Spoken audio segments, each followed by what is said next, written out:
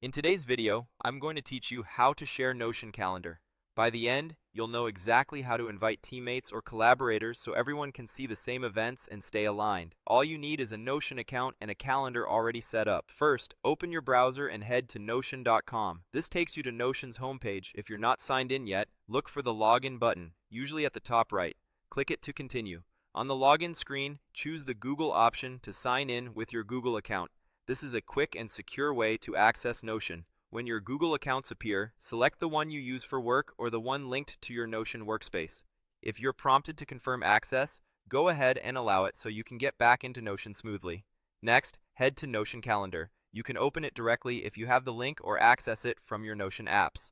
Once you're in, make sure you're on the specific calendar you want to share, especially if you manage more than one. It helps to glance at the calendar name so you don't invite people to the wrong place. Now, look to the right side of the calendar interface. This is where the sharing controls live. If your sidebar looks collapsed or minimal, expand it so you can see the available options clearly. Click Invite Friend or Teammate. This opens a small panel or field where you can add people to your calendar. Think of this as your gateway to collaboration. In the email field, type the email address of the person you want to invite. Use their primary work email so they receive the invite promptly.